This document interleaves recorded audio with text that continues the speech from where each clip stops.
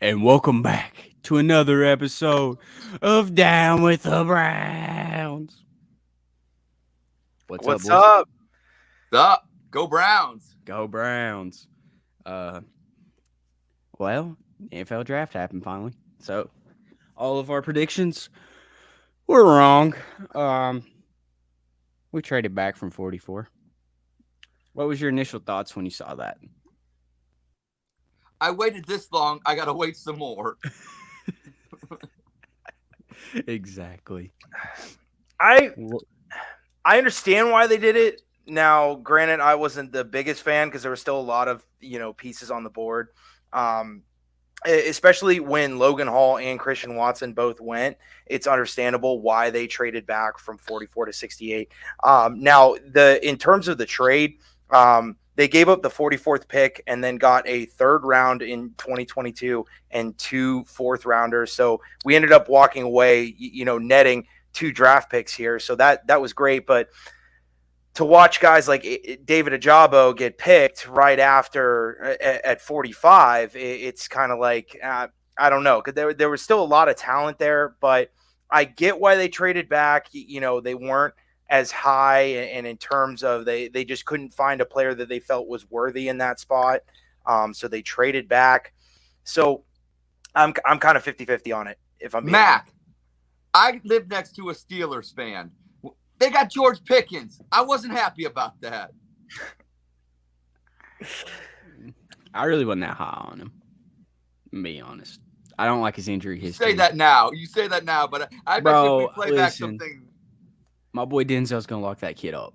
It's locked down. I don't know, man. I've been hearing crazy stuff in terms of because everybody was saying about how much of a red flag he is, like off the field. I mean, he was already suspended once at Georgia for fighting with a teammate. Now there are things back in 2019. He got in trouble for assaulting a handicapped kid on campus. So Well, like So it's just Pittsburgh Steelers. and you're adding him to a locker room that's already full of head cases like Chase Claypool. It's it'll be granted fun. now, Hey, maybe it's another okay. clown going to the circus, and as a Browns fan, yeah, I think it's kind of funny, but at 44, I don't know if I would have gone George Pickens, and I don't even know if I would have reached for a guy like Sky Moore. So like again, I mean, it makes sense that they traded back. Yeah, and it was some breaking news when we traded back. Speaking of breaking news, we got breaking news. That's right. This is Ed in Columbus with your Down with the Browns breaking news. Over the weekend, the Baker Wars heated up as Oklahoma Sooner fans were trolling Browns fans because of the situation with Baker and the Free Baker movement. AB, our general manager, decided then, you know what? We're going to play back. Drafted 3 Oklahoma Sooners. The war continues. Also, Kevin Stefanski was not happy that we did not draft a tight end. So this breaking news happened recently that we decided to sign a basketball player to play tight end. Sometimes you got to go to the courts, little b-ball action. Why not? So welcome to Cleveland, Marcus Santos Silva from Texas Tech. And then finally, the NFL just recently also concluded that the Browns did not tank under the Hugh Jackson administration. I think they concluded that when you combine Cleveland and Hugh Jackson, 1-31 is possible. I'm Ed in Columbus with your breaking news. Heck yeah! Round of applause. Crowd goes wild, and Thank you. there was a lot of ups and downs in the draft. A lot of trolling went on, and as you said, Andrew Berry had the last laugh with drafting 3 Oklahoma Sooners. But let's just get straight into the draft.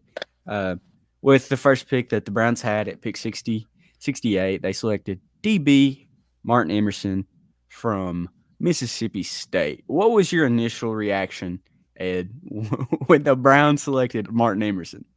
Well, you know what? The Miz was the one that actually announced the pick. So I saw the Miz come up there. I had to wait from 44 to 68. So I'm kind of, I'm thinking this is going to be awesome. And the Miz announces defensive back Martin Emerson from Mississippi State. And I thought to myself, who the hell is that? But then I thought to myself, I say, trust AB.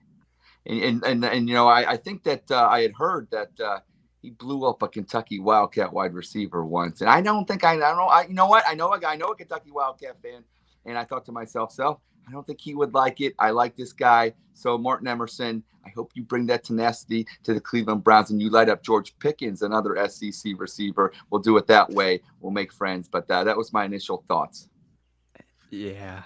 What was your thoughts, Mac? I like the player. I don't necessarily like the pick. Now, when you look at Martin Emerson as a whole, he's a solid cornerback. I mean, a lot of length here, 6'2", 201. He has the potential to play safety if needed, if that's the route that they want to go. Allowed a 57% completion percentage in college and a 78 coverage grade. Not too shabby. But again, my first thought was, hey, why are we drafting at our biggest position of depth at cornerback, right? Now we have that news a little bit later that the Browns ended up trading Troy Hill for a 5th round pick in 2023.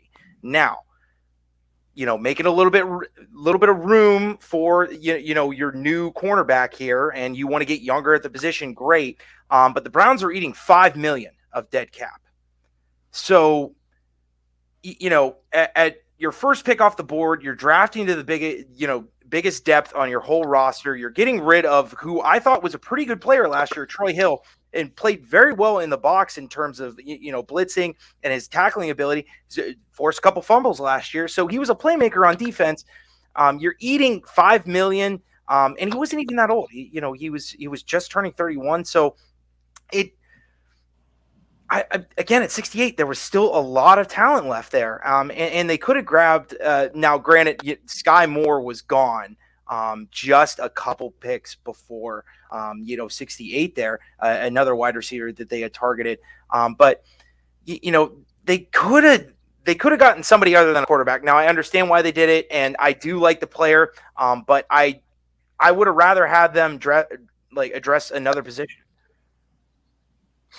Yeah. My thoughts initially about that, I want to counterpoint that with the thought of Emerson being more of a, if he can play safety, like Christian said, okay, so, I think he's going to be one of those guys they bring into camp and they kind of have him do a bunch of things and see what he can do. Because I don't think, obviously, with the depth that we have, I definitely understand that. But maybe this isn't just a Troy Hill, replacement. Maybe this is a Greedy Williams replacement. Maybe this is a Ronnie Harrison replacement if he does, I'm saying, depending if he can play some safety. So maybe it's the versatility of Mr. Emerson that intrigues AB. And then, because honestly, for them to eat $5 million in cap, that's very uncharacteristic of Andrew Berry. And maybe that's obviously, look at the Baker situation, why he's still here. It's, from what we're hearing, it's the inability for the Cleveland Browns to accept eating any, obviously, even some, or I don't even know what the numbers are, of Baker's money, but let alone they ate $5 million for Troy Hill's money. So that's kind of conflicting a little bit. Yeah. And okay. Originally, like when we made the pick, I was like, why? I was like, we trade back and we don't even me and Mac were gung ho on the defensive tackle with the first pick because I feel like that was the biggest need. Well, at least edge, at least wide receiver, at least some kind of hole, right? Yeah, and it felt like, okay, I was like, okay, Travis Jones is on the board still. We got to get Travis Jones. And then it said, he goes, Martin Emerson. And I was like, huh? I was like, why? That's what I said. Yeah. But going back, I was so confused at it. But now that I've went and watched some highlights from him, and then looked at some of his stats and his PFF grades, his PFF grade overall is a 78.4, and his coverage grade is a 78.8. That's pretty solid in the SEC. I mean, most of your really good wide receivers, SEC, and then he's got to go. You got to go against Georgia. You got to go against Bama. Speed, lots of speed. Yeah. And then, obviously the best team in the country, Kentucky. And they beat them. Yeah, that's I'm just kidding. Slid that one right in. Yeah, I'm just kidding. But I think in the future this is going to be a very solid pick. I think that, as you said, Ed, that it's going to be Greedy Williams' replacement. So that's how I feel about it, honestly. But 10 picks later, we did get us a defensive edge in Alex Wright of UAB. not the edge that I really thought we was going to get, and I thought we'd go defense tackle there again. But I really like the pick. Mac, let's get your thoughts on that. So I really love this pick. You got to address the defensive line at some point, whether it was going to be, whether it's going to be edge or defensive tackle. Now this is a guy that I've been high on. I thought he was going to drop till later rounds, but with him as a prospect, I mean, you're talking about a guy that was second team All Conference USA as a junior, and he hasn't really had a lot of football background in him. He actually grew several inches in college, so he's still like working into his body, but you could see what kind of athlete he is in terms of flipping his hips and changing direction. There are fundamental problems with his game in terms of tightening up his pass rushing moves, breaking down a little bit more when he's going to tackle. The Malik Willis highlight, actually, he went to go on top of him. Malik Willis ducked up under and was able to avoid the sack. So in terms of who he is athletically, he is a freak at 6'5", 271. He has that reach. Like I've been preaching about Logan Hall and his arm length through these past couple weeks. Alex Wright has that same kind of body type. So I really like him. Now, this also tells me that the Browns are confident that Jadeveon Clowney's coming back, because I don't think that they're going to trot out Alex Wright or Chase Winovich, for that matter, to start week 1 opposite of Myles Garrett. So I'm on something. So it's just Matt, I thought everybody dance. Don't blame me, Mac. Look, I'm not. Look, we all know dancing's my thing. I see Christian dancing. Hey, I'm going to dance too. I'm not asking questions here. I'm not. So we don't even need that music, man. We woke up juiced up, no coffee in the morning. We in that Perry on Winfrey. Anyways, we'll get back to Alex Wright. Go ahead, continue. Well, I mean, it's just like in terms of his production, even for just how in terms of like reps that he got, I mean, 7.5 tackles for loss, 6 sacks, and 2 forced fumbles. I mean, the guy is a hustle kind of guy, high motor. So I really do like this pick. Yeah. And, I really like to pay attention to PFF grades. I know that's a lot of people don't like PFF because they don't think it like tells the full story. But I really like using PFF because I think it embodies like their whole entire game, shows you their weakness, shows you their strength. So on Alex Wright, his defensive grade was a 90.4. That's pretty solid. He was number 10 in all edges. His pass rush was 91.1. Mac wasn't getting these kind of grades in school, so these are good numbers. So. Oh yeah, no, for sure. His run grade defense was a 78.8, and his coverage grade was a 71.9. We probably won't need him in coverage, but his pass rush showed that he's very dominant in his division, whatever division UAB's in. I can't really remember. But you put that alongside Myles Garrett, possibly Jadeveon Clowney, learning from 2 of the best edge rushers in the game. Dude could be nasty. And so I saw something the other day on Twitter that he's like 6'7", not 6'5". See, I looked up his he's height, still and it growing. Mac said he's still growing, right? It said he's 6'5", like listed, but I saw something on Twitter. I don't know if it's like somebody just like mistopped. Well, I go off of the draft profile. Yeah, that's what I was. Measure him at the combine. Yeah, and I'll double check now. He keeps growing. The Cavs will want him. The down with the Browns nerd could be wrong here, but 6'5". So yeah, I looked it up just to make sure, but like I saw something on there that he was 6'7". I didn't know if he like had grown or what had happened, but I think you need to trust the down with the Browns nerd, Christian. How about I double checked. I have a video saved. I couldn't upload it, but it was that scene in from SpongeBob where it's this guy stinks, and I was gonna upload it and not tell anybody that I was gonna upload it, and I was gonna hit it just randomly. I had a feeling that it was coming, because I mean I know that I go on some of these rants and like and I know Ed gets it. I mean, look at Ed's face right now. He's distraught. No, speaking of SpongeBob, I was thinking in my head. My face was one of those. I'm thinking, that maybe it's that producer in me. That's it. Shout out to Ross, who's a real producer. That isn't it SpongeBob's 23rd anniversary. I saw something on Yes. Twitter where SpongeBob. So, hey, happy anniversary, SpongeBob. And also happy anniversary to my parents, Mama Ed in Columbus and Daddy Ed in Columbus. 52 years today. So shout out to them. And, I got to give them a shout out because I wouldn't be here if it wasn't for them. Oh, So, yeah. There you go. Played a big part in your life. Yeah. But getting back to Alex Wright, man, it's just gonna be so nice seeing him tackle small hands. Kenny Pickett. This is for Manny. Remember, we said we're Oh, going to yeah. do this So shout out to Manny, who's on assignment, by the way. Man, he's on assignment. Yeah, he's out getting that info on the Browns. Whether he tells you that or not, he's on down with the Browns assignment. But Ed, let's get your thoughts on Alex Wright. You guys have said basically everything I was going to say, because here's what I think. A lot of Browns fans, honestly, if it wasn't for the draft process, Alex could be wrong. Alex could be right. I don't really know who Alex is, but I will say one thing. He fills a need for the Cleveland Browns. You just gave off some PFF grades. I like 90s. Didn't get them a lot in school, so I'm a little jealous and envious of them.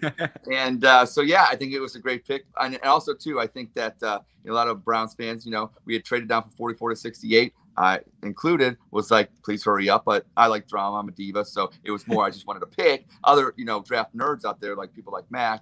They're out there looking at all the people gone, and they're sweating bullets. They're getting triggered. You know what I'm saying? And so I think the pick obviously showed that Andrew Berry had his full faculties and was doing the right thing. So I think people at 68 were like, what is Andrew Berry doing? And a lot of people that trust AB weren't trusting him at the time. But I think Alex Wright righted that ship. Oh, I like that. That's why you brought me here. Look, you got Mac the nerd, but I'm not going to sit here and spit out, calculus and numbers and stuff like that. But I got words. I got good words. And Alex Wright, that he's going to be some 2 good words come in the fall. Well, he also did ring the bell at 99 with wide receiver David Bell. I was very hyped when I saw his name come across the screen as the selection for the Cleveland Browns. Thoughts? Lots. I'll take this one. Now, granted, the wide receiver room needed a high volume slot guy, like we've been saying the past couple weeks. This is Jarvis Landry, but bigger and faster. His hands are there, extremely big catch radius. 6'1", 212. Ran a little bit slower 40. At 4.65. But when you turn on the tape, he's a guy that, 90 receptions, 1,200 yards, 6 TDs. By the way, that 6 TDs is a career low. Now, everybody is talking about this pick. Oh, well, they just got another slow wide receiver. Like, why are the Browns continuing getting, they want to use this word dynamic, but yet they're getting these possession receiver kind of guys. There's 5 games where David Bell had over 16 yards per catch in 2021. The guy can break tackles. He's shifty enough to make people miss. And he's an explosive guy. As much as you don't want to, you want to say, oh, well, he ran a 4.640. He's slow. Everybody's going to catch him. He's got concrete in his shoes. That's not true because there's this thing where it's called track speed versus field speed. Now, look at a guy, Anthony Schwartz, for example. The guy ran a 4.240 last year, and on every single end around, every single jet sweep, he would get caught in the backfield. So, are we really just going to base everything on combine tests, or are we going to flip on the film and see who this player is? You flip on the film, and David Bell is an absolute beast. Watch the tape, Mac. Like Hugh Jackson said. Like Hugh Jackson, baby. Watch the tape. Watch it. Absorb all the information. So, Mac, Summer has a question for you. She said, Mac, do you think David Bell will flourish more than Jarvis Landry did? Yes, only because of his bigger frame. The problem with Jarvis is that with him being, now granted, they're the same type of receiver, right? You get open, catch the ball. Now Jarvis is pretty good in space when healthy, but he's also been dealing with health issues for the past 3 years in Cleveland. Now you got a guy, David Bell. He's younger, he's more fresh, and he's a little bit bigger frame. So he can afford to be a little bit physical. With these kind of corners. With Jarvis, there's a lot of long-armed corners that would get his hands on him, and he just doesn't have the frame behind him to, break free and get open when he's not using his legs. So, I do think that David Bell, now granted, in terms of numbers, I don't think that he's going to match Jarvis's production only because he's going to be wide receiver 2 or 3. Now, in terms of efficiency, in terms of yards per catch, in terms of touchdown volume, I do think that David Bell is going to do better than Jarvis. Yeah, I think that David Bell's gonna be a very solid receiver for us here in about 2 years. I think he's gonna learn from Amari Cooper, who I think is the best route runner in the game. Amari Cooper, he don't get enough credit as like his tenure in the league, and I think him coming to Cleveland and you pair him with an elite passer in Deshaun Watson with an elite run game in Nick Chubb and Kareem Hunt. I mean, man, that is a sexy offense. And then you plug in these younger guys who's just going to learn from all this. And then, honestly, I think we get another veteran wide receiver, but we'll save that for later. But, David Bell, he graded really high with PFF, as I said. I like those. His overall receiving grade or offensive grade was a 78.5. His receiving grade was a 85 or 87.5. Keeps going up. It keeps going up. Yeah, buddy. It just as we're talking on the podcast, it keeps going up because he's just that good. But I think, as you said, he's a little bit bigger than Jarvis. But you guys are Buckeye fans. Is it true that he had a really good game against you guys this past year? We're not here to talk about that. I mean, he had a really good game against a lot of teams in the Big Ten. Yeah, I saw a little stat that he had multiple 200-yard games this year. Yeah, one against Iowa, one against Michigan State. The guy is an absolute dog. So I'm excited for this because, I mean, the Big Ten, they're constantly putting out good corners and good defensive players. And if he won, against some really good receivers that got picked in the first round, he won Big Ten Receiver of the Year. Is that right? You're stealing my thunder, Christian. You're stealing what I was going to say now when you said Big Ten. You know what? We love The Ohio State University, and that's why we don't want to talk about what David Bell did against us. But we'll say one thing. When you win an award as prestigious as, best receiver in the Big Ten, because the Big Ten, we all cherish it. SEC can have their stuff, but wide receivers and cornerback, hey, Big Ten still. It's trust. Look at Mr. Newsome. Where'd he go to school at? Big Ten. That's where he went. Well, he went to Northwestern, but we don't want to give any love to them. So here's the thing with him. Okay, so we had a David Bell in Cleveland. Played a little baseball, third base. Dad was Buddy Bell. I like that. What I'm saying, names matter. Names matter. Like I said, we talked about his awards in the Big Ten. At the same time, we needed a wide receiver. And I think, to Christian's point, and to answer Summer's question, even though it wasn't addressed to me, because Max got a fan club and I'm getting jealous. Is that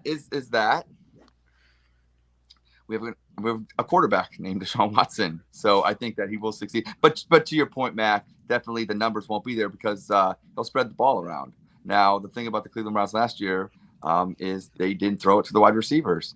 And now we actually have wide receivers and tight ends that we're going to be distributing. So you take, 4,000 yards. Say Deshaun Watson has 4,000 yards, okay? 1,200 are going to go to Amari Cooper, right? Probably. And then, then the second wide receiver, whoever, that may be Donovan Peoples-Jones, and then David Bell, maybe they get 750 each, okay? And then you're going to distribute the other couple hundred, whatever, to Njoku, and then Schwartz, and then, yes.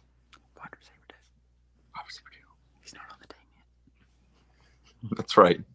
Well, we'll have that breaking news sooner than later. So that's my thoughts on David Bell. Great pick by Andrew Berry. So once again, at 68 goes with Emerson. People freaking out. But at 78 and 99, 2 home runs, I think. Yeah. Well, Ed, you brought up a really good point about Deshaun Watson. Now, with him being an elite quarterback, and with him being able to escape the pocket and extend plays, at what they need is a guy that can get open and catch the ball. That's what David Bell is. So this is why I said Mac, and I still thank you for the support, Summer. And thank you supporting me. No. Stop it, Mac. She already got the love from you. Whatever. She was supporting me. I'll take the compliment considering the fact that she thinks that I'm smarter than you. So I'll take that any day. Hey, come on. And I'm just here. But you were talking about a home run being a home run pick. In baseball, A lot of it's juice now. And speaking of juice, the man who wakes up juice, no coffee needed, defensive tackle from Oklahoma. He's a Sooner. Perry Winfrey. He's a dog. I mean, relative of Oprah Winfrey, you couldn't get better than that. Come on. I got one question for you, Christian, about this pick. Now, he wakes up juice. What would happen if he would shotgun a bang? Buddy, I'd have his face tattooed on my back. Not really. I'm not getting his face tattooed. No, I'm just wondering what would happen to him physically. How would he act? Bro, he'd be on 10, bro. You give him a bang before the game, like his first game of the season, he's having 10 sacks. Yeah, because he seems like if on a scale of 1 to 10, he's already at a 10. You give him a bang, he could be at a 20. Hey, dude, I love his energy, man. Like, I mean, you know, it's just like I've already seen Christian like try to stomach 2 bangs, and I mean, he had nothing but just death in his eyes. Like, it was just it was a miracle that he was able to chug 2 pre-workout drinks, and still be breathing afterwards. So is he calling you a pup? You know, like Perrion says, you have dogs and you have pups. Is Matt calling you a pup? It sounds like it. Sounds like it. It sounds like it. I just want one of my friends, co-host and producer of the show, to stay alive and not be put in the hospital. But I'm a dog. Dog. But I'm a dog. A dog. That's all I got for. That's all I got. So you guys feel free with your analysis. That's all I got. We got a Boomer Sooner in the comments from Jacob Bruce. He said, "Take care of my boy." We got you. We got you. That's a good. Well, I think he's going to do perfect here in Cleveland. I mean, you know what they needed on the defensive line, and yeah. See, Summer's worried about you too, Christian. Okay, it's not just me. All right, but you know, it filled an immediate need for the Browns. They needed you know, a little bit of beef on the defensive line. He's 6'4", 303. And he's a kind of guy that runs you know, a sub 540 for being 300 pounds. So I mean, the guy can move. You know, 11 tackles for loss. You know, 5.5 sacks last year, and that's you know, on the same defensive line as Isaiah Thomas, who was also drafted by the Browns later. We'll talk about that. And then as well as Nick Benito. So, you know, he was eating on that pretty good defensive line there. Now there are, you know, some whispers about how, you know, his PFF grade isn't too good. He doesn't do that good against the run. But I don't know. You flip on the tape, flip on the Senior Bowl. And he is the kind of person that you want to have inside your D-line room. He's mean. He's nasty. He will get up in your face. And it shows in his play because when he's on it and he fires off the ball and puts his hands on somebody, he can walk anybody back. And it was to the point to where he was not only was he successfully, you know, getting these pass rushing moves on these offensive linemen, he was calling them back and running again just to bulldoze them over it. Like, he's got that kind of, like, we're not kidding when we say that he has that dog mentality, because he's that kind of person. Now, you know, not to say that Myles Garrett or anybody else in that defensive line room, you know, not saying that they don't have that in them, but they're also very kind of soft-spoken guys, and there's nothing wrong with that, right? You know, there's nothing wrong with being a Myles Garrett, having 16 sacks a year, being in the running for Defensive Player of the Year, and just not being that vocal. There's nothing wrong with that. But you also kind of need that guy in the room that's not afraid to, you know, get up in somebody's face. You want to look at the greatest defender in the league right now, Aaron Donald. He's one of the meanest dudes in the league. And he's not afraid to get in scraps at joint practices. He's not afraid to get up in somebody's grill in the game. And you need that juice, right? So yeah. I thought this was an excellent pick. I did not think he was going to be there at 108. Honestly, I wanted him at 78. So for us to get Alex Wright, you know, on edge, and then to draft Perrion Winfrey at 108, that was just nuts. He loved your analysis so much he had to get closer. Do you want to? I had to absorb all that, dude. Yes. I just realized what we could call him. Juice Winfrey. It's a natural fit. It's a natural. One juice to another. I mean, dude, I cannot wait. That's juicy. That's juicy. That's a juicy take, right? Yeah. Dude, I cannot wait to see this guy on the football field alongside Myles Garrett. I think that on the defensive line, Myles he's Kobe to Shaq. And I think that if we can bring along Jadeveon Clowney, if we can bring him back, let him help Come on develop. back. Come on. Yeah, I mean, we've been saying this for like 10 years now. Bring him back, but dude, I'm so ready for football. Can I get a bark out of you? See, Perrion Winfrey just got me hot, man. Like, I thought I was gonna love this David Bell pick the most, but Perrion Winfrey's just took the level up, man. Like, to get that guy where we got him is insane. I got a question for Mac, and a question for you too, Christian. Because now we're kind of like it's like halftime of the drafts. Okay, we got the first 3 out of the way, and I know we got 4. So this would kind of be a halftime point. So Mac and Christian, if I was to say to you guys, we get the same 3 picks as what we got, okay, but you flip Perrion Winfrey and you take him at 68, and you take this Emerson at 108. Do you think anybody would be saying anything bad about AB? Because it's all perception. You got, what I'm saying? You put Perrion Winfrey, who I have seen and have mocked him at 44. Okay, now, so you would, here's a counter question, Ed. Yeah. Does this still include the fact that we're drafting this cornerback and we're trading Troy Hill and we're eating $5 million? Because that's my biggest gripe in this whole entire thing. Yeah, right? I guess I would still say we still have to move Baker. We still didn't move Baker. I don't. And I mean, we'll probably talk about that later. But you're eating $5 million, and Jadeveon I would still be eating $5 million. Not signed. I mean, it's in terms of like negotiating, even like a couple, $2 or $3 million, like means a lot to some of these players, and especially to a guy like Jadeveon Clowney, where he's all about the money, right? So that's my issue with it. That they. Now, granted, not to say that he wasn't the best player available. And again, Martin Emerson, great talent. And I think he will do well here in Cleveland.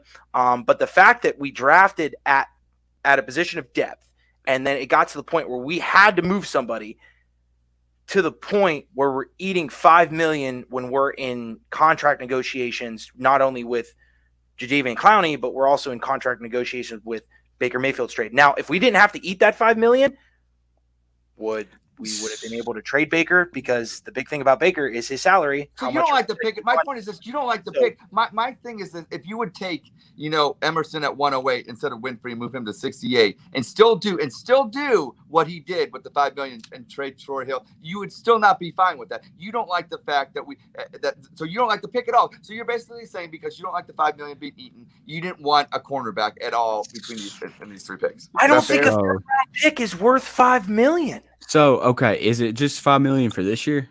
$5 million for this year, correct. So next year, off the books, because I know he signed a 3-year deal. Yes, because so I think that has to be why he's looking for the future. And we would have to re-sign Troy Hill after next year, and Grady's contract's up after this year. It's a 2 for 1. It kind of makes sense, because the more and more we get closer to training camp, it's looking like Baker's not going to get traded. Like, he's probably going to have to sit out a year. And the Browns are probably going to get a comp pick for him next year. So we're just going to sit on our hands. No, that's great. Yeah, that's just. Would you rather the Browns pay for him to play for another team? Because the way it's looking, he's not going to get traded unless we eat like $12 million. So then he's. You know what? I'm with you on that. You know what I can't stand? So you could argue the Browns made a mistake. Fine. If I want to concede and say the Browns made a mistake the way they handled Baker, you don't compound it and keep making mistakes. To Christian's point, you don't just release them to release them. You might as well get that comp pick then. And people are like, well, you're doing Baker wrong. You're doing Baker wrong. No, you got to do what's best for the organization. You can't go back a couple of months and say, yes, we probably could have handled the Baker situation better, but we're not going to. We should make another mistake just because we kept making mistakes. Now's the time to say, you know what, cut bait, and let's just do it the right way. And if the right way seems like it's being cruel to Baker, well, I can't help it that other teams don't want him. Is the drama worth the 3rd-round pick, though? Oh, he'll be gone. He'll be in Oklahoma. He ain't gonna be in Cleveland watching the game. Yeah, he's still there. People are gonna still ask about it. Well, I don't know. I'd rather forward. One thing that was not a bust, and I think everybody really liked, was the pick at 124 and kicker from LSU, Cade York. I was very. I'm gonna let Ed have this one, because Ed was preaching kickers last week, and his wish came true. When when you're right, you're right. I was right. Andrew Berry, great minds think alike. That's all I got to come down to. He's sick of losing games close. You saw what the Cincinnati Bengals did. You also look at the kicker in the Pittsburgh with Boswell, and then you look at obviously the greatest kicker in Baltimore with Justin Tucker. You got to, it's not just an arms race when it comes to arms. It's an arms race with the legs. And Cade York is cooler than a York peppermint patty. That guy, you saw what he did in Florida, kicked a 57-yarder in the fog, nonetheless. If you're going to get a kicker, why not go with the best one in the draft? And I like the kicker because he's in the SEC. I like guys. You know what? There's something about, it doesn't just translate over to the skill positions or even in the trenches. The SEC, it's a better brand of football. I love the Big Ten, but I'm willing to concede that, and I like the fact that he, kicked at Florida. And I believe on the sideline that was looking at Mr. Cade York's kick was a kicker named Evan McPherson at the time as well. So, yeah, let's get that rivalry going in the AFC North and have some fun. So, Ed, can we see that dance that you did when you saw Cade York get picked by the Browns? Oh, yeah. Oh, yeah. Yeah. That's a Cade York dance. All day. Love it. So, Mac, what was your reaction? When, I like it. Now, obviously, the kicking position need to be addressed, so why not go with a stud out of college? Now, he's such a weird prospect to look at, and here's why. So, in 2020, he's first team All SEC. He's arguably the best kicker in his conference. Automatic inside of 40 yards, and 4 for 5 from 50 plus, including one game winner against Florida, where it was so foggy he couldn't even see the uprights. Now, am I crazy for thinking, is that a little bit similar to maybe a certain kicker, Phil Dawson, kicking in Buffalo, where he could not see the uprights? Kind of gives me that kind of vibes, maybe.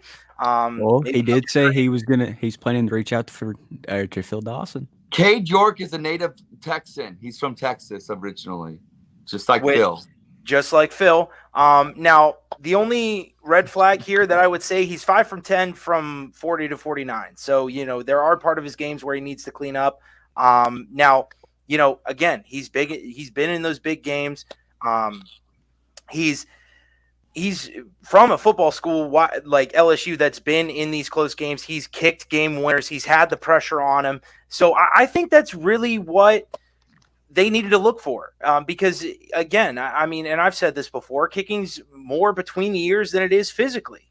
You're a complete technician at your position, and all the specifics and your headspace 100% matters. So Lace is out. I like the Lace pick. is out. Yes, correct. Thank you. Now, Summer did bring up a good point. The Browns did release both their kickers on the roster, not named York, Chris Blewett and Chase McLaughlin. He blew it. Technically, he had a roster spot and he blew it, right? Now, that's the 200th time we've used that lame joke. But moving on. Well, I'm just saying, it's all over the timeline. Everybody did it. I don't think it's that lame of a joke, though. I think it's pretty lame. It's a good dad joke. It's always funny. It's a good dad joke. But my thing is that they got rid of Chase McLaughlin. Now there's no kicking competition in camp. Now, if Cade York is everything that we think he is, you don't need a kicking competition. But, me, iron sharpens iron.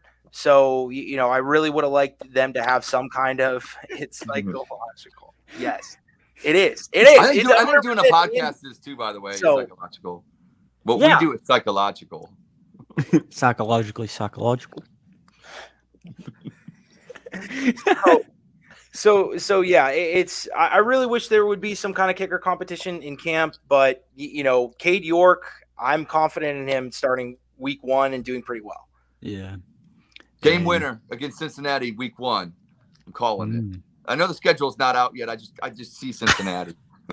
And speaking of Cincinnati, at pick 156, that's right. Brownie selected Jerome Ford, running back. So first thing that came to my mind when I saw this pick flash up on my phone was this is Kareem Hunt's replacement. Long Do term. you guys agree? Yes. Yeah. He's a good one. You know what I like about him is his breakaway ability. Was down at Alabama, then went to Cincinnati. From what I've seen, because I'm not going to just sit here and say, oh, I watched a lot of Bearcat football. No, shout out to Ross and the dog chuck because he's a UC grad, and he always touts. And I didn't Cincinnati have like 13 draftees this year. They had a lot. So congratulations to Luke Fickell, former Buckeye, University of Cincinnati, for repping the Bearcats. And Jerome Ford is going to be a good one. And I do think he is Kareem Hunt's replacement. I don't think this year. I think they will keep Kareem Hunt this year. Oh, yeah, for sure. I think they'll let him play. I mean, there's been some talk. There's been some talk. I got on Spaces the other day. They fill your heads with some ideas on Spaces. So, hey, be prepared for any kind of conspiracy theories anytime you hit click or view listen. So, always good stuff. But I think Jerome Ford will, just like, what Kareem Hunt did for us, I think he's going to find the end zone a lot in the upcoming years. And I love the pick. I like this pick as well. Now, granted, they drafted at another position of depth, running back. But as you guys were saying, Kareem Hunt's not going to be here forever. Also, another name that's not going to be here forever, Dearness Johnson. So, does this give them enough confidence to flip him for a pick or something like that? Who knows? What I do know is that Jerome Ford is a solid running back. We're talking about 5'10 frame, 210. 19 TDs last year. So that's extremely impressive. Now, I love that. Not only his receiving ability, but the way how he sees the field. He's extremely patient as a runner.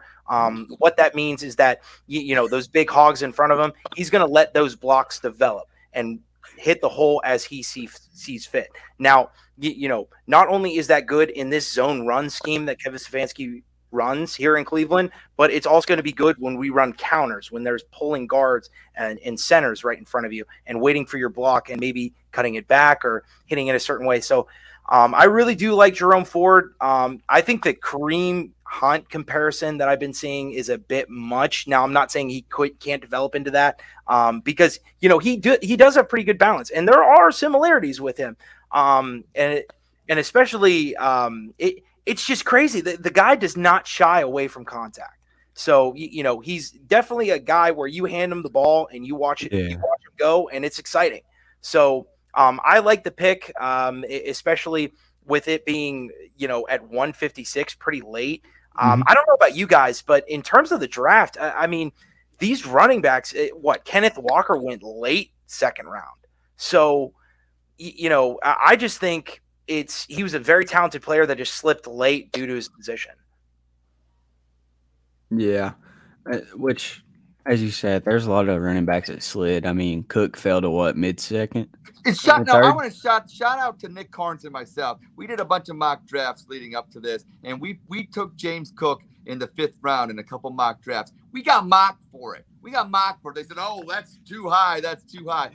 James Cook went in the 2nd round, and he's going to be a good one. And I wish he would have been a Cleveland Brown, but hey, the Buffalo Bills really needed one. And I'm kind of afraid with Allen and with James Cook now, that offense has got even better. So, watch out, Brownies, because, we might be playing an AFC Championship game against the Bills and that Bills Mafia. And I'll tell you what, we're all friends with them now. We're all cool with them on Twitter. But that's going to be a contentious week up until CU goes to the Super Bowl. And I can't wait. Well, oh, yeah. Like, Ed, I really do think that was one of the most underrated picks of the draft. Because Buffalo, for me, all they needed on offense was just a steady running back. And, yes. No hate against Devin Singletary, but he's too small and he's more of a receiving back. Yeah. James Cook is an every down kind of guy. He's an electric runner who can cut up. He's literally just his brother. I don't know why he wasn't a bigger star or talked about more. It really kind of blows my mind because he's talented. But now Buffalo finally has a running back other than Josh Allen, which I think it's crazy to go with the Ravens playbook here and just run your quarterback the whole game. But I thought it was a great pick. I remember Thurman Thomas and Jim Kelly and those Bills teams of so they're doing something in Buffalo and it's kind of scary. So the Browns, hey, the defense better get really good because I think it's going to be our defense versus their offense. And don't get me wrong, our offense got a lot better with Watson and stuff. But for the Browns to get that explosive an offense is what they got going on in Buffalo. It isn't. I don't know if it's going to be ready next year. I want to compete next year. Yeah. And, speaking of the offense in Cleveland, the Browns got a second wide receiver in this draft in Michael Woods the second from Oklahoma. He did it again. 2 Sooners? Did But- it again. So, honestly, I didn't remember this guy going to Oklahoma. I kind of remember him playing at Arkansas a little bit, but not much. So I really didn't know much about this pick up until it happened. But apparently he was fairly decent at Oklahoma and kind of warranted where he got picked at. But what was your guys' reactions to this pick? Is he related to Tiger? I honestly, I had nothing. One of those things. But I'll say one thing with and maybe it's just indicative of this draft. I was talking to my neighbor who's the Steelers fan, and it wasn't just the draft lacked sexy quarterbacks. I think even and to your point, Mac, what I think you're trying to say about George Pickens was, we're all like, oh, he's so great. We're building him up. We're building up these guys because comparably together, collectively, compared to other drafts, it's really probably not that good. And so you might as well try to get the best value, and I think that's what Andrew Berry did in this draft. Because I don't think you look at any team, besides a few. Like I do like what the Jets did, but I don't know. Maybe we're even overrating what Garrett Wilson's going to do compared to look at people like Stephon Diggs and stuff like that. They weren't as highly touted coming out and things like that. And what I'm saying, so it's not necessarily where you're drafted is going to be indicative of how great you are. So that's why I really really like this draft. And for me to sit here and either sing the praises of Michael Woods II or slam him would be kind of unfair considering that, say he is even just decent. Well, decent compared to an average crop of wide receivers. Compared, what I'm saying? Are we comparing against others or are we comparing against years? So I trust in Andrew Berry. I do like the fact that it's an Oklahoma Sooner, and I think that's going to be fun. It's a fun fan base, and say what you want with the Baker Wars. Hey, they like to give it just as much as we do, and I kind of appreciate that. If you're going to have drama, I want a worthy adversary. And those Boomer Sooners sometimes, hey, it's good stuff. It's good stuff. It is entertainment at the end of the day. So, Michael Woods II, welcome to Cleveland, and good luck. Yeah, when you get to these like 6th, 7th round picks, usually they're more kind of risk. You're taking a flyer on some guy. Some of these guys honestly won't even make camp. So it's just kind of you're going with the best player on the board. Might be a little bit of a risk. Now, in terms of like OU was such a weird team to watch last year. They had that quarterback controversy. The head coach ended up leaving at the end of the year. There was whispers about him leaving before the season was even over. The whole thing with Spencer Rattler, just weird. So, looking at him as a prospect, because if you look at his numbers, you're going to say, who is this guy? Why is he worth our time at only 400 yards, 2 touchdowns, right? But in terms of his frame, it's kind of weird because it's the same body type as David Bell, longer arms, a little bit taller, at 6'1". When you look at this guy, because there was really the only thing that I could watch and get my hands on in terms of like tape was, I believe it was a pro day, because I don't think he's big enough to go to the combine, but they ran him through drills and routes and everything, and his arms are so lanky. He's got the kind of length that you would want a receiver. You want a guy that can stretch out. The go gadget hands, arms or whatever.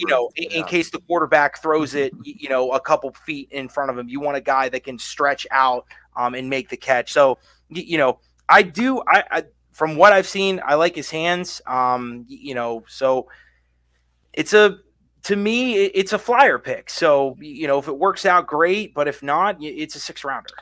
Yeah. And, I'm hyped to see what he has. We'll get to see a little bit more on like building the Browns and some of like the lives that they have of training camp and stuff. So it'll be exciting to see how he clicks and who he clicks with, and if he's actually going to be a Cleveland Brown come September. And going to pick 223, we got another Boomer Sooner, buddy, and Isaiah Thomas, the point guard from the Detroit Pistons. No, but from what me well, from what we talked about before the podcast, apparently he had led Oklahoma in sacks last year. Is that correct, Mike? So that was yes. He led Oklahoma in sacks last year with 8. He has 18 and a half career sacks. You're looking at a guy that's a speedy pass rusher off the edge, 6'4", 266. He can get after the quarterback, and he had 3 forced fumbles last year. Now you're looking at this guy and you're saying, okay, he's got all those good stats and he's second team all Big 12 the past 2 years. Mm-hmm. Why is he being drafted in the 7th round? Well, he's one of these players that had a risk. He had a DWI, So a little bit off the field trouble. You got to see where his head's at. Now, AB does not shy away from acquiring people with a little bit of a record. Are we sure? To name a couple players off the dome, gave Malik McDowell a chance. We saw how that ended up. He wasn't a part of it when they brought Kareem Hunt, but the trade for Deshaun Watson. So they're not afraid to take a little bit of risk. It's a 7th round pick, and if this hits, it hits. Mm-hmm. So especially because the Browns right now, they know what they're getting into with Jadeveon Clowney. Even if he signs, he's going to be here, 1 year, maybe 2, and then he's probably going to be negotiating in year 2. And it just really seems that Jadeveon doesn't want to be here, and the Browns know that. So they went ahead and they took Alex Wright, who's an extremely good prospect, and then they took a flyer on Isaiah Thomas, a guy who could be that edge rusher too. He could be, the Robin to Myles Garrett's Batman, but he's also had those off the field trouble, which is why he slid so far. So Matt, you said okay. So Isaiah Thomas, you're saying all these great things about him because I want to break this down for the non-nerd football guy. Okay, like somebody like my dad. Okay, happy anniversary once again. But so my dad's looking at this and he thinks to himself, okay, tell me all these great things about Isaiah Thomas, but he had a DUI, okay? We took a guy from Oklahoma a few years back to be the face of the franchise, and I believe he got a DUI. So, that's the only thing that he did. I don't want to say because it is a serious thing and with consequences, and I get that. But would you say that if it wasn't for the DUI, put him right now, put him man-to-man in Berea right now. You got a game on Sunday, okay? You got Myles Garrett on one side. They need a guy on the other side. Who's starting? Is it between Alex Wright or Isaiah Thomas? Who's winning? Because all you said was this guy's so great, and yet because of a DUI, you know what I'm saying? He spelled that. And then, but I hear about Alex Wright where he's raw. He puts up these, who's actually today, as of May 2nd, 2022, who's better? I would say Isaiah Thomas. I would too. I think I would. Because it just simply because of the tools that he has in his bag in terms of rushing the passer, and he's pretty clean, and he's also very active with his hands in tackling the quarterback. Hence the 3 forced fumbles. So he has his eye on the ball when he's attacking the quarterback, which is a good thing. That's what you want these guys to do. Now I think part of the reason also why he slipped is because he was on that Oklahoma Sooner defense. And you're on a Big 12 defense, you're giving up 40 points a game, and the rush defense was not there. I mean, this guy's a pure pass rusher. So you see a lot of those guys that go first round, they can do both. Yeah. Isaiah Thomas is more of a pass rusher. Yeah. A little bit lighter at a 260 frame, because you see a lot of these guys are more like 270, 280. So yeah. And like going back to Perrion Winfrey, he had a lower PFF grade, like in the rush defense department. He had a 49.6, and on Isaiah Thomas, he had a 69.6. But his rush grade was a 77.4. So as you said, he's better in the pass rush, not as great in the run defense. But Joe Woods, primarily a run or a front four guy, he could probably tune that up, show him the ropes. And you're playing with Myles Garrett, arguably the best defensive end in the league. So you're getting a one-on-one matchup every time. So yeah. So, and plus Perrion Winfrey got that dog in him, Wakes up with the juice. That interview was awesome. I loved every second of it. I was already hyping up. And you guys knew this. I was in a bad mood up until they picked Alex Wright. And then I was like, okay, this is a solid pick. But when they got Perry and Winfrey, I was ready to just explode and Yeah. just bust out of my window superhero style. Like, I was ecstatic that they picked this guy. You know, and then you had the whole clip coming out where it's just like, no coffee, all juice. Like, just get you going, man. Yeah. I screw my Folgers in the morning. I'm just gonna rewatch that video right before I go to He's work. like a DMX. He's a mixture of DMX and got that. You don't even need pre-workout anymore. You got Perry on Winfrey. That's right. Just on repeat. Yeah. That's the new mix in the headphones when I'm lifting. It's just Perry on Winfrey. Yeah, when you think about slacking, you put that in there and you just give it, No, I'll be benching be like scared 450 not. one armed. Listen to Perry on Winfrey. I don't advise that, guys, for safety tips and everything. Don't do the one on. Don't. Yeah, do that one arm. Don't do that. Shotgun and bang before that. Yeah, don't shotgun. Don't do that either. Down with the Browns does not condone shotgunning bangs. Only Christian does that, and he's somewhat. Now we're not saying don't. And don't he's the consume creator a of Down with the Browns. We're not saying don't consume the bang. We're just saying in that fashion. Yeah. Drink the bang. Just don't chug it in a very rapid, 3 to 4. But if you do decide you're going to do that, send us the video. Yeah. No. Tag Down with the Browns. Yeah. Definitely tag us. Send it. Yeah. You want to sponsor? But wrapping up the draft, they ended with a O-lineman pick in Dawson Deaton from Texas Tech. I really didn't know much about him. I figured we'd end up getting a later round O-lineman. Figured it'd be a tackle.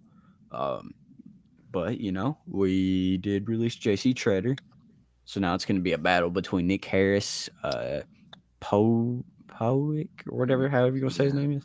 Seattle guy. Yeah, the Seattle center. And then Dawson Deaton. So it's going to be a 3-way matchup going for that starting center position. What were your guys' reactions to this pick? He must be versatile. I think it's a guy that, could play some tackle, or maybe be expected to, maybe if he doesn't win, the job. Obviously, I think it's Nick Harris's job to pretty much going to lose. I mean, he'd have to really, and then, so I see this guy as a developmental project, but you know what? Here's how I always think about this. Now, I'm not going to lie and say, I know who this guy was before and we're reading about, but if Andrew Berry thinks that this guy, he could have picked another guy like him and it would have been a developmental project, but he chose this one. So he thought this one was the best one out of the ones that he could have chose. And I trust in what they do. So because if it works out the way that it should, then he'll be a contributor 2 to 3 years down the line. And that's fine. And then, I don't know. That's how you build good teams. You get them cheap, you get them in the 7th round, you do what New England does. Yeah.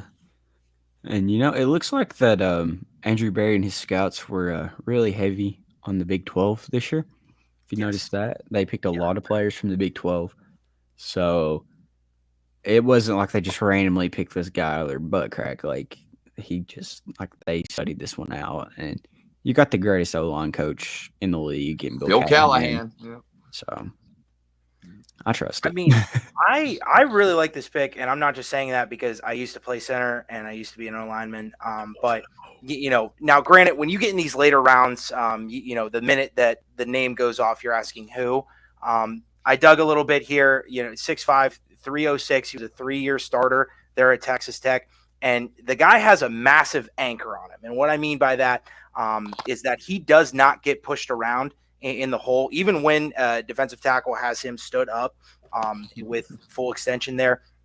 He's not moving. One of my favorite clips that I would say, okay, pull up one clip to show me who Dawson Deaton is. It was against Texas. He took on a blitzing linebacker from 6 yards deep, and he did not even budge. And I'm not even joking you. I can send you the Twitter video after we're done. But it was extremely impressive. Not only played the position, and I know what a blitzing linebacker up the middle from 5 yards. So deep, was it like this, man? Guy comes running. It was like boom, and he didn't like a brick wall. Boom. It was like a brick wall because you saw him take the hit. He took one step back and regrouped, and he was able to anchor himself. Now, the reason why that's huge, you're playing in the AFC North, a team with very, very good defensive lines and a lot of beefy defensive tackles. Ravens just got David Ajabo, and as well as Travis Jones. Jones. They've had bigger defensive tackles in the past. You're going to be playing Cam Hayward twice a year. So, in my opinion, now granted, a lot of people will look at, the center and guard position for the Browns, and they'll say, okay, Joel Bitonio and Wyatt Teller, are very fantastic players. They are, but I've also seen them get bullied a little bit, in terms of pass protection. Now, I'm not saying that Dawson Deaton is going to come in and beat anybody for the job. Like you said, Ed, it's going to be Nick Harris's job to lose. Not only did he take all the practice reps for J.C. Tretter when he could not go. I mean, J.C. Tretter still didn't practice at all outside of walkthroughs last year, and Nick Harris got all that, got all those reps in practice, and it showed. He played very well against Kenny Clark and the Packers there on Christmas Day. So to me, it's Nick Harris' job to lose, but Nick Harris is also a little bit smaller guy. So they kind of got on the opposite end of the spectrum here, a little bit bigger guy, just in case if the Nick Harris project doesn't work out. And he's also a guy that, like you said, Ed, he's very versatile. I like it when you quote me. I like it. So yeah. Oh my God, I can't even do this with you. It's already bad enough Manny's not here, and then I just got to do a double intake of Ed. But no, I'm just kidding. No, you're not. No, you're not. I'm not at all. But so at the Senior Bowl, they had him running both center and guard. And he's just a big guy. Like, he can move pretty well. I like his footwork. So I like the pick, especially for being a 7th round. Again, more than likely this is going to be a flyer. We don't know if he's going to make the team, but I like the pick. Yeah. And speaking of picks, what was your favorite draft pick? We'll start with you, Ed. Well, it's not even a Cleveland Brown. It's Wan'Dale Robinson. Not because of where he went, but because of how high he went in the draft. And I know that makes one Kentucky Wildcat fan very, very, very happy and proud. Yeah, it does. But, I'd have been fine if he'd have slipped one more pick. Just one more. All right, fine. That wasn't my favorite pick. My favorite pick was Perion Winfrey. How could you not like that juice? Juice. A little more insight. Let's go, Ed. Come on. Break it down. Well, I need some juice. Come on. All right. Ed, I'll be the smarter one of the group here, and I'll back off here because Perion Winfrey to me was the pick of the draft here. I'm very surprised again they got him at 104. He's really like 108. He's a hustle and pursuit guy. I mean, there's themes when you go across this draft, right? Especially with the wide receivers. They got wide receivers that are a little bit taller, a little bit more lengthy. On terms of the D line, Alex Wright and Perion Winfrey are both dogs in the sense of they're all hustle and all pursuit. Now, and everybody as it's always when I go, right? You're not supposed to put those It's always when like I'm off on a tangent and I'm doing well, and we it's talked just like, about that. You're not supposed to put those on. Break the thing. I didn't break it. I didn't put it on far enough. Okay, all right. See, the people that are listening are going to be so confused while we just randomly stop. Well, everybody, he was going to put on a Browns helmet, but inside that Browns helmet, they got a thing basically that says, don't go past this point. And I know somebody, no names. Oh, it's not like an actual helmet? It's the replica one, bro. I didn't want to spend like $5 million on a real one. Because so everybody out there that can't see, replica Browns helmet, beautiful helmet, beautiful. And, and Christian was going to put it on. And there's a point in there where you're not supposed to go any further because you could damage said product. And it's a beautiful Browns helmet. So that's what's going on, all the shenanigans right now. That's Breakhead news. That's some Breakhead news. So since you all talked about who your favorite picks were, I'm gonna go with mine. Mine was David Bell. Felt like we really needed to get another receiver. I kind of felt like it'd either be our first or second pick, but it ended up being our third. And for the value at the pick, I don't think you could have got any better than David Bell at the wide receiver position. Honestly, I've saw mocks like where they were picking him at 44, where they're picking him at 78, and to get him at 99 is actually pretty good still. And he's pretty much Juice 2.0 in my eyes. So, I mean, it's you look at the draft here in terms of the wide receivers. I mean, everybody was pretty much gone at 99, right? I mean, Pickens was gone, Sky Moore was gone, Christian Watson was gone, Wan'Dale Robinson was gone. So to be able to still pick up and again, everybody looks at the 40 and they say 4.6. He's another slow guy. Flip on the tape. I challenge everybody listening right here that is not convinced that David Bell is a good wide receiver. Flip on the tape, people. Wake up, because he is a extremely talented wide receiver. Some juice in you. Yeah, some juice. Look it up. You know, he is an extremely talented wide receiver to be paired with a guy like Amari Cooper that's going to demand double teams everywhere. He's either going to demand double teams or he's catching the ball and making a huge play. Because let's be honest here, Amari Cooper one-on-one. I love Amari Cooper. Extremely dangerous matchup against any corner in the league. So now you have a guy like David Bell who can operate from the slot and run the underneath stuff. I'm all for it. David Bell will be an excellent pick in the future. Yeah, I think he will too. I mean, you got DPJ and Amari Cooper. They're running routes with him. I mean, every once in a while you'll have Jakeem Grant and Anthony Schwartz out there with him, and I think Anthony Schwartz is going to benefit a lot from these other wide receivers coming in, and a good QB in Deshaun Watson. We got breakhead news. News. I'm looking out in the Twitterverse, well, actually the Twitterverse and on YouTube, and I see a question from Summer. Did we talk about the Marcos signing? And then she's referring to the opening breakhead news when we talked about Stefanski and his temper tantrum that he had with AB about not drafting a tight end. So today they signed former basketball star, I don't know if it's a star, but from Texas Tech, Marcos Santos Silva, to play a little tight end. So Summer, we have addressed your question, but we'll address it again. You're a loyal listener, and we thank you for it. So I got a question for the group. Am I a hater for saying like this? Yes. This signing is a little dumb. Am I a hater? It ain't like it's mid-season. I mean, it's still early. Like, we're just okay. So let me rephrase. Think about this: how many great tight ends have played basketball? Like every single one of them. Antonio Gates. Would you take this guy or Steven Carlson as tight end 3? Huh? What? Would you take this guy? Carlson as tight end 3? I don't like what Mac's doing right now because Mac's asking good questions and he's trying to corner me. I don't know. I've not seen him play football. Are you upset because I'm cornering you, Ed, or are you upset because I'm right? See, that's the thing. I'm looking for a way to weasel my way out to say you're not right. So here's what I'm going to say to that. Trust AB. Oh, he got you there. See, I look at it as like he's a camp body. That's what I kind of saw him as. If he pans out, he pans out. I mean, we still got Steven Carlson. We kind of need that third tight end or a tight end too, depending on how much they really trust Harrison Bryant, which I'm pretty sure they do. But that I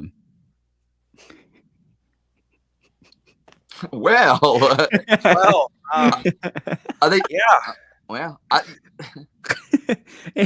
a Buck nut, but they weren't Buckeye nuts, though, were they? They were. And these nuts. But going back to what I was saying, I think he's more of like a camp body, and that's kind of that's what they thought when they signed him. I mean, a guy with no grasp of. I mean, did he play any ball in high school at least? Because he was a basketball player at Texas Tech. Myles Garrett likes to play basketball and hoop it up, and I know Kevin Stefanski doesn't like him doing that. But maybe they brought this cat in there because maybe they play some pickup games at at night or after the country. So Did you copy that off of Jeff Lloyd's tweet, Ed? Who? No, I didn't even see it. Oh, okay. Because Jeff Lloyd literally tweeted the same exact thing. Great conspiracy theories. Yeah, I just wanted to make sure that I really did. I did not see anything about that. Actually, here's what happened. I saw a Cameron Justice tweet about her saying that this happened. I added it to the Breakhead News, and I haven't looked at. So I really had no idea. I'm a smart guy. Down with the Browns. Hey, I'm home. Well, boys, and he's here to stay. Yes, sir. Well, boys, I think this has been a fantastic episode. We didn't have our boy Manny with us, but he will be back next week. He's on assignment. And he's on assignment for the Browns. For down Browns.